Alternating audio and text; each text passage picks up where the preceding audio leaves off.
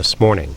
They spoke about the peace process, Middle East security, and Palestinian statehood. This event at the Rose Garden is about 30 minutes. It's my honor to welcome the democratically elected leader of the Palestinian Authority to the White House for the second time this year. We just had some good talks, Mr. President, thanks. Yes. Good open exchange of ideas. President Abbas is a man devoted to peace and to his people's aspirations for a state of their own. And today the Palestinian people are closer to realizing those aspirations. It's a really interesting period of history, I think. I was just commenting to the President when we were in the Oval Office how much things have changed in the Holy Land. After he got elected in January, there were successful Palestinian municipal elections. And then we witnessed the completion of Israel's disengagement from Gaza and parts of the West Bank. It's been an eventful year. And I say it's an eventful year because the ultimate objective is therefore to be two states living side by side in peace. Two democracies living side by side in peace. And I believe that's where we're headed. Israel's withdrawal from Gaza and parts of the West Bank was a bold decision with historic significance. President Abbas and the Palestinian Authority contributed to the success of the withdrawal in significant ways. Mr. President, thank you. Through the active coordination and ground-level cooperation between Israeli and Palestinian security forces, the disengagement has been completed successfully and calmly.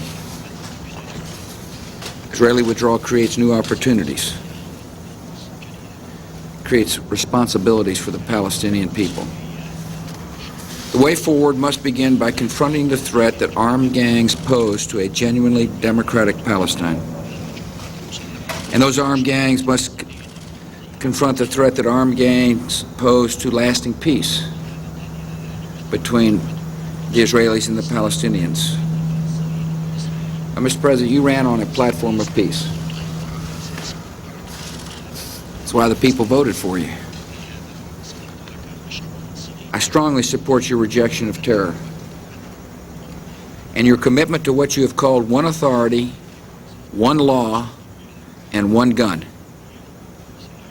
The United States, in cooperation with the international community, has helped. You achieved this through the efforts of our senior U.S. security coordinator, General Kip Ward. I appreciate your service, General Ward. Thank you for being here. And thank you for all your hard work to help the Palestinian security forces at a critical time. Job well done. In the coming days, I'll be naming our new coordinator to build on the progress General Ward has made. This person will take on an enhanced mission to help President Abbas and the Palestinian Authority carry out their responsibility to end terror attacks, dismantle terrorist infrastructure, maintain law and order, and one day provide security for their own state. The way forward must include rebuilding the Palestinian economy. This goal has the support of the Quartet, the United States, the United Nations, the European Union, and Russia. Quartet Special Envoy Jim Wolfenson is coordinating a broad effort to generate economic and financial support from the international community for the Palestinian Authority, and he's doing a good job. I'm going to continue to consult with our Quartet partners to ask Jim to extend his mission until next spring. It's important that we make quick progress on the issues that Jim has identified as most critical for the Palestinian economy, including opening the Rafah crossing, connecting the West Bank and Gaza, improving the ability of Palestinians to travel in the West Bank, and beginning work on the Gaza seaport. These are all practical steps that will help the Palestinian economy grow and flourish. I believe that Arab states have a particular responsibility to help the Palestinians build a strong and prosperous economy. And I urge them to create an environment in the region that strengthens the possibility of peace. The way forward must continue to include democratic elections. The upcoming elections for the Palestinian Legislative Council offer an opportunity to open the door to the next generation of Palestinian leaders.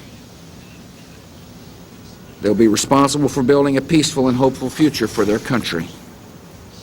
In the short term, the Palestinian Authority must earn the confidence of its people by holding elections and having a functioning government that delivers economic opportunity.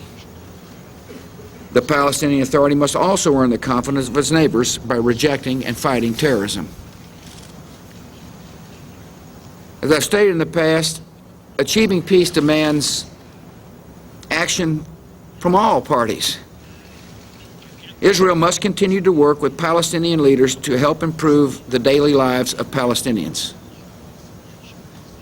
At the same time, Israel should not undertake any activity that contravenes its roadmap obligations or prejudices the final status negotiations with regard to Gaza, the West Bank, and Jerusalem. This means that Israel must remove unauthorized posts and stop settlement expansion. It also means that the barrier now being built to protect Israelis from terrorist attacks must be a security barrier rather than a political barrier. Israeli leaders must take into account the impact this security barrier has on Palestinians not engaged in terrorist activities. It's a time of great possibility in the Middle East, and the people of the region are counting on their leaders to seize the opportunities for peace and progress. This work isn't going to be easy, but the path forward is clear. I want to thank President Abbas for his hard work. I appreciate your service, Mr. President. I assured him that the United States will use our influence to help realize a shared vision of two democratic states, Israel and Palestine, living side by side in peace and security. Welcome. شكرا. Thank you. Mr. President, I'd like to thank you for your warm welcome, and I would like to express my satisfaction with the talks that I conducted with you and your senior aides. You have emphasized, Mr. President, from this place about 5 months ago, the basic counters for the U.S. position regarding the various aspects of the Palestinian-Israeli conflict. This position, which you have reiterated today, contributes fundamentally to advance the chances of reviving and resuming the peace process in the region. In the last few months, the dismantling of settlements and the withdrawal of Israeli forces from the Gaza Strip was concluded. The Palestinian Authority have worked very hard with all its energy in order to make sure that this will happen without any incident, in order to have this as a window of an opportunity that will help us to move faster toward achieving additional steps on the way toward realizing just peace based on your vision and international resolutions. This window, Mr. President, must remain open, and this opportunity must be strengthened through resolving all the outstanding issues, as you've mentioned, the Gaza crossing point and the establishment of a permanent link between Gaza and the West Bank. At the same time, we must immediately start implementing with the roadmap and the Sharm el-Sheikh agreements regarding the cessation of settlement activities and construction of the wall in the West Bank, particularly in Jerusalem, in addition to withdrawal of the Israeli forces to positions prior to September 28, 2000, with the removal of the roadblocks, which unfortunately turned the lives of Palestinians into hardship, suffering, humiliation, and also in a very important sensitive issue, which is the release of prisoners of freedom from Israeli jails. The implementation of these requirements, Mr. President, represents urging the talks on permanent status issues regarding Jerusalem, refugees, settlements, borders, and border in order to reach at the end peace, which would allow for the establishment of an independent, democratic Palestinian state on all the territories occupied in 1967. That state that would live in a good neighborly relationship and peace with the state of Israel. Mr. President, there is approximately 100 days between us and the elections for our legislative council, where the Palestinian people will go to the ballot box to elect for the first time in 10 years their representatives. This for us represents a very important landmark. On one hand, it crowns a whole year since I assumed office, and also these elections would represent a renewal process and the rebuilding process of our political process. Also, these elections will consolidate and reinforce the slogan I ran on during my presidential election, which emphasized clearly the one authority, the one law, the one legal, legitimate law, and political pluralism. The new legislative council will be mandated by the people to legislate and issue these slogans and make them a reality. Once again, we repeat our pride of our democratic experience that's been undertaken by the Palestinian people, and we repeat and we say that the democracy can lose a lot of its momentum in the absence of freedom and with the continuation of occupation. Mr. President,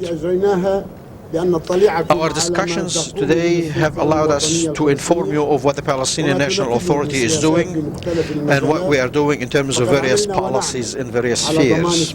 We have worked and will continue to work to continue to ensure the calm and maintain it. We are also intensifying our work in the field of security. We have taken active steps in imposing the rule of law and public order and ban armed demonstrations.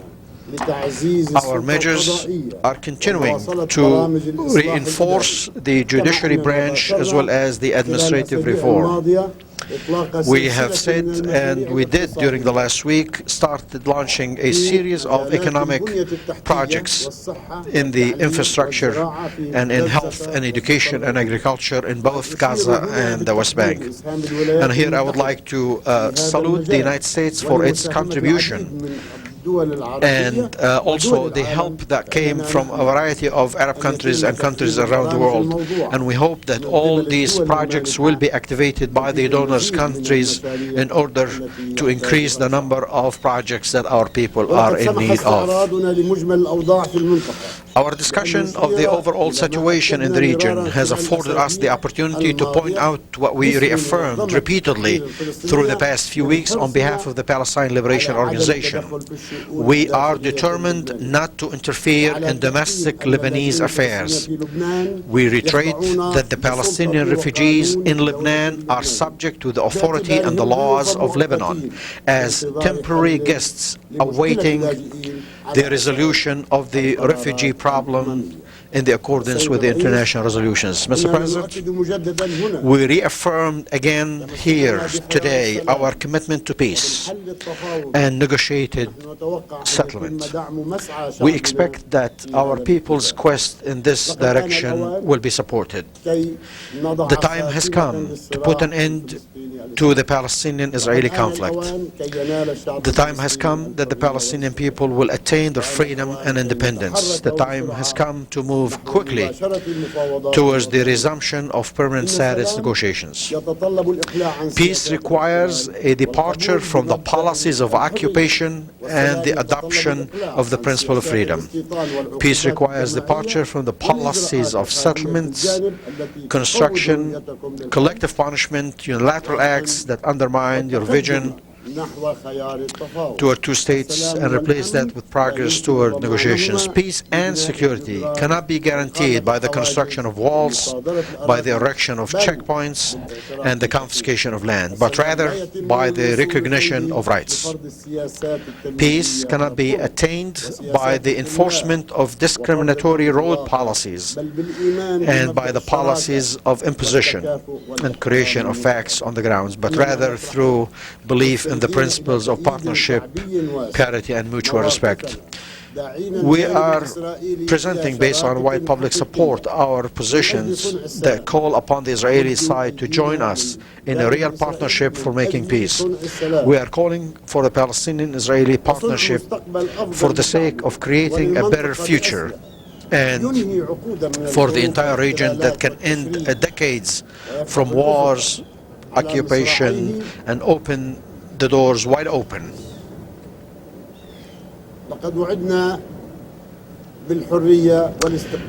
We were promised peace, independence, and freedom, and we hope that all of this will be achieved. Mr. President, once again, I thank you and reaffirm to you, as we did in our last visit, we are leaving Washington more sure and more confident of the possibility of reviving and resuming the peace process, and more determined to forge ahead along with the path of peace, democracy, and freedom. Thank you, Mr. President.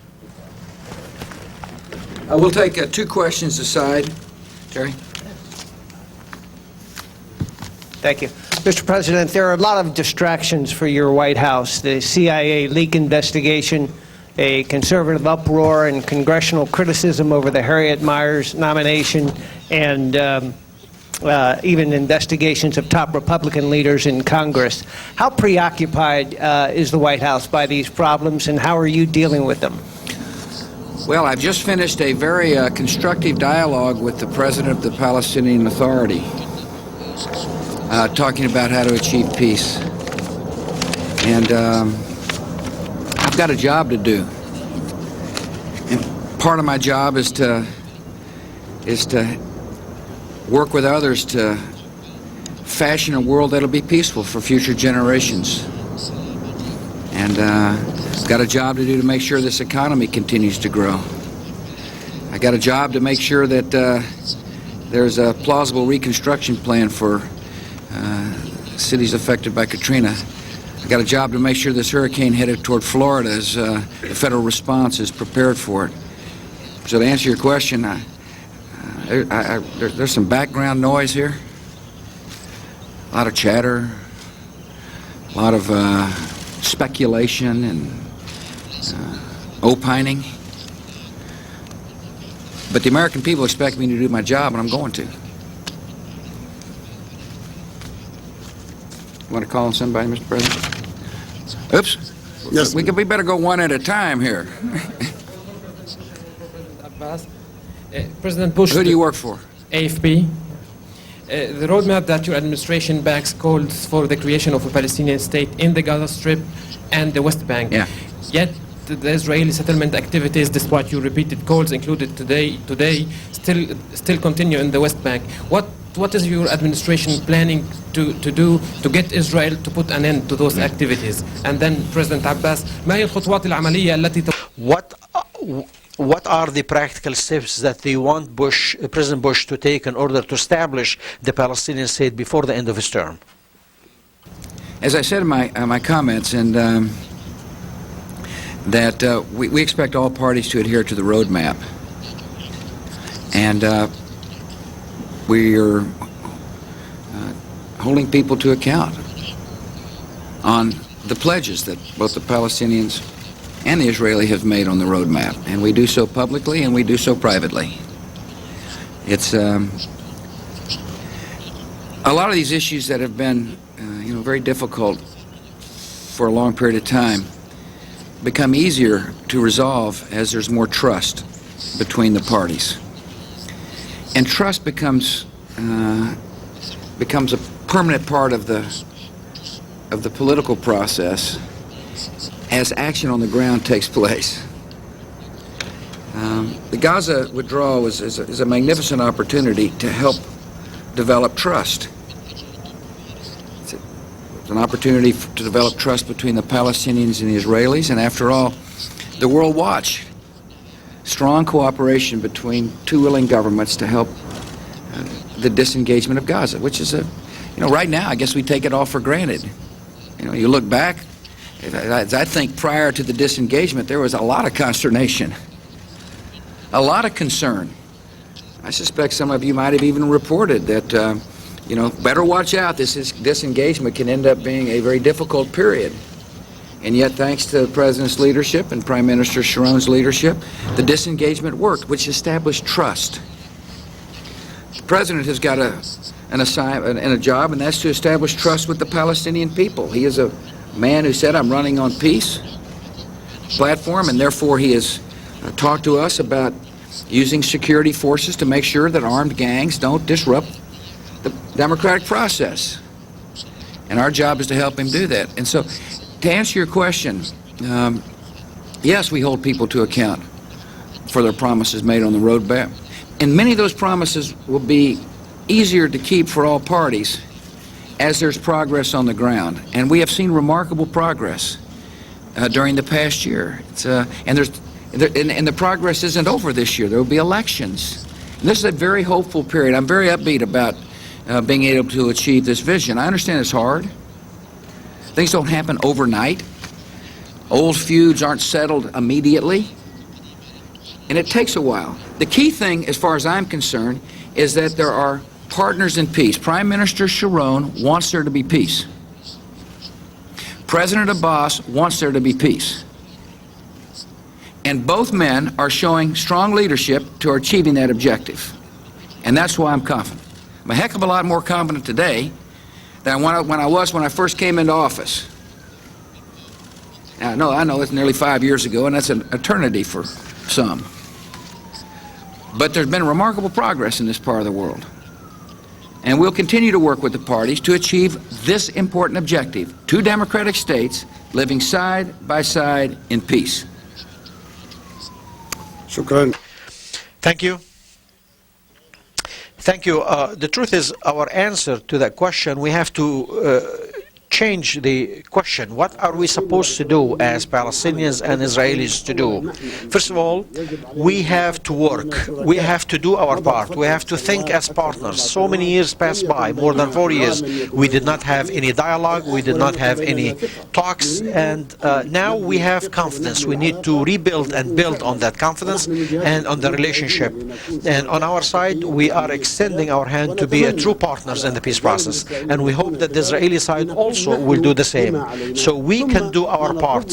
And what we ask President Bush to do is what he mentioned during his remarks, the roadmap and the achievement and realization of his vision. The roadmap talks about settlements, about the barrier, all these issues that will facilitate the road to achieving true peace and will facilitate building the confidence between the two people, the Israelis and the Palestinians. Thanks very much, sir. Senator Specter called the rollout of the Myers nomination chaotic. Is that a fair criticism? Are you satisfied with the way the nomination has been handled? Would you be willing to release any more documents about her if it would help? First of all, it's an unusual nomination because she's never been a judge. And so generally people are used to looking at different court, written opinions and how one ruled on this case or how one ruled on that case. That's not the case with Harriet. I picked Harriet for a lot of reasons. One reason was because she had never been a judge. I thought it made a lot of sense to bring a fresh outlook of somebody who's actually been a very successful attorney, and not only a successful attorney, but been a pioneer for women lawyers in Texas. I remind you that that she was one of the top 50 women lawyers in the United States. She's consistently ranked that way. And so it's a little different process than the norm. I understand that. Secondly, the questionnaire that she filled out is an important questionnaire, and obviously they will address the questions that the senators have in the questionnaire, or as a result of the answers to the questions in the questionnaire. But one thing the questionnaire does show, if people look at it carefully, is Harriet's judicial philosophy. And it's the main reason I picked her to serve on the bench, if confirmed, and that is that she is not going to legislate from the bench. She will strictly interpret the Constitution. I said that when I ran for president. I said, if you elect me, I will name people that will have that judicial philosophy. I've now had 2 chances. One, John Roberts, and now Harriet Miers, and they share the same judicial philosophy. That's what the questionnaire says. And so, Harriet will answer all the questions asked. But out of this will come a clear picture of a competent, strong, capable woman who shares the same judicial philosophy that I share. You want to call on somebody, Mr. President? Thank you, President Abbas. As President Bush referred and said that the only way to achieve progress in the peace road is combating armed gangs, and you are facing difficulties in doing this. Are you going to seek help and support from American President George Bush to help you in disarming the resistance movements? President, to say you wanted to see the Palestinian state made before the end of your presidency. Are you still hoping to see something like that? This is number one. Number two, don't you think the time has come to talk about timetables and to get the 2 parties to the issues of final status negotiations?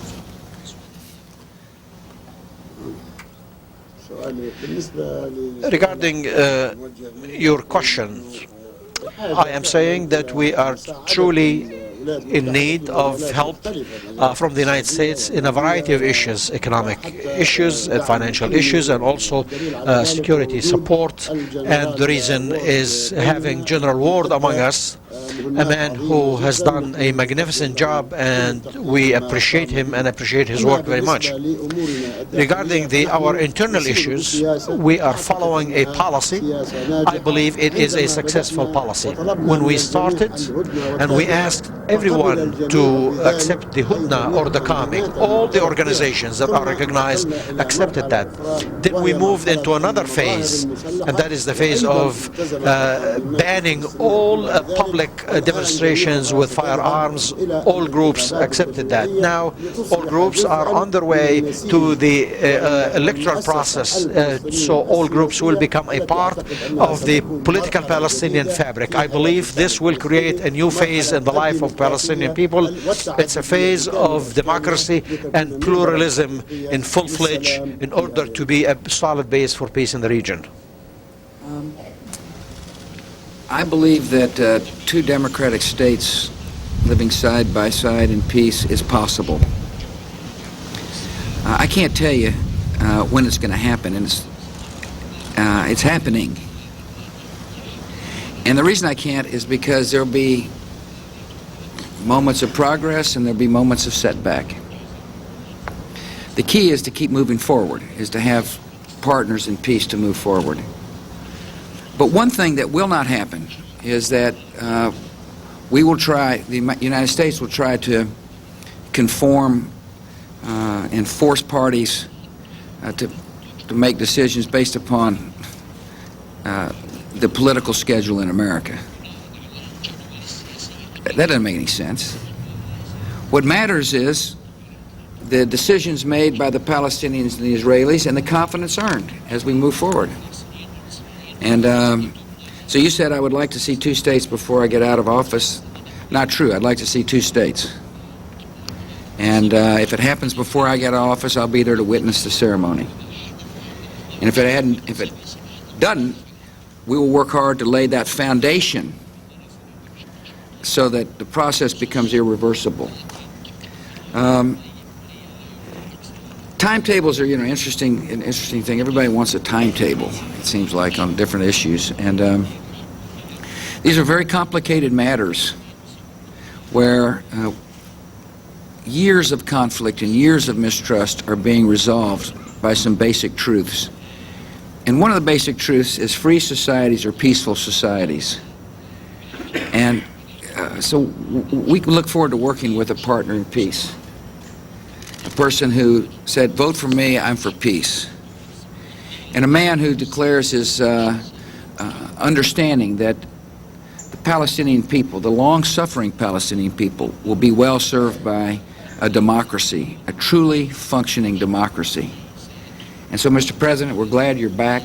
I want to thank you for your strong leadership, and we wish you all the very best. Thank you, sir.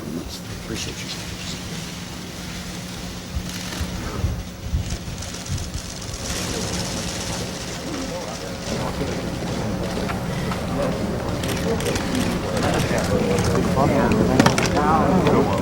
I don't want to be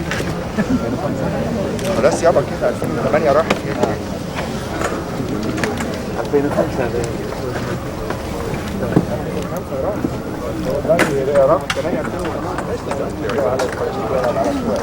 Yeah. Yeah, good job, man.